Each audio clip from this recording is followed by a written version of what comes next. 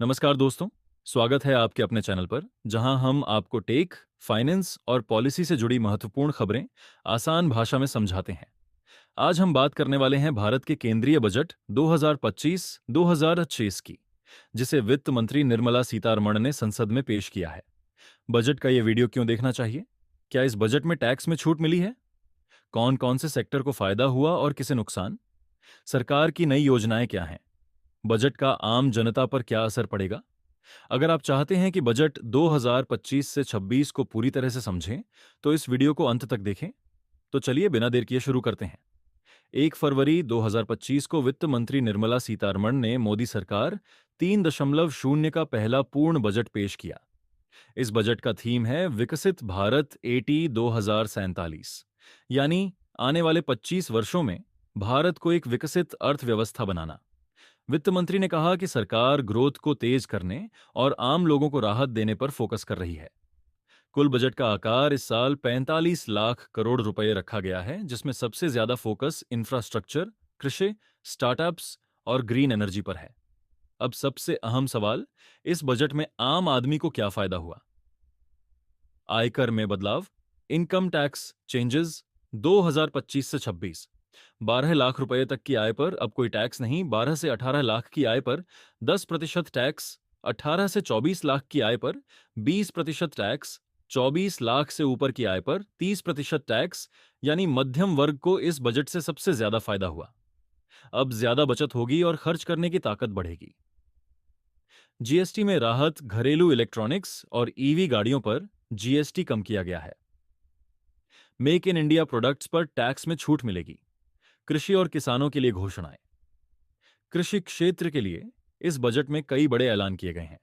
PM किसान सम्मान निधि योजना जारी रहेगी, जिसमें हर किसान को सालाना 6,000 रुपये मिलेंगे।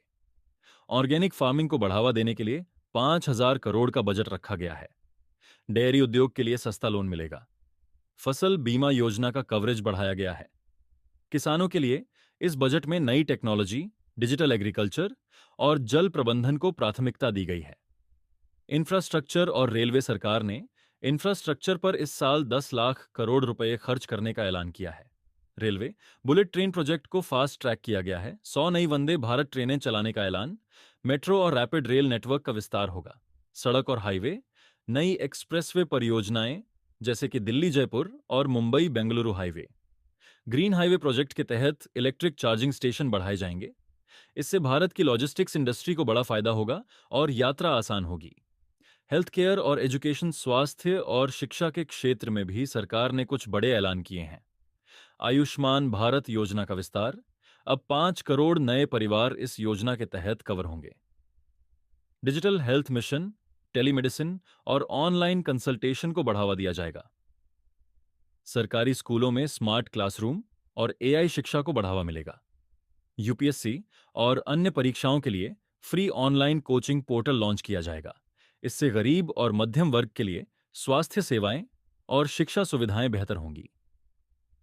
बजट 2025 से 26 के फायदे और नुकसान। फायदे, मध्यम वर्ग के लिए टैक्स में राहत, किसानों को सीधे बैंक खातों में मदद, स्टार्टअप्स के लिए सस्ता लोन और सरकारी सहयोग, इंफ्रास्ट्रक्चर और रेलवे में बड़ा निवेश। नुकसान, रक्षा बजट में अपेक्षाकृत कम वृद्धि, सरकारी खर्च बढ़ने से फिस्कल डेफिसिट पर दबाव, निजी क्षेत्र के लिए अपेक्षाकृत कम प्रोत्साहन।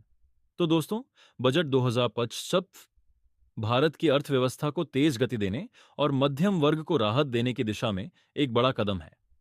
अब सवाल आपसे, क्या यह बजट आपके लिए फायदेमंद है? आपकी राय में बजट में और क्या सुधार किए जा सकते थे? कमेंट में अपनी राय दें और इस वीडियो को लाइक करें, शेयर करें और सब्सक्राइब करना ना भूलें। मिलते हैं अगले वीडियो में। Blast of India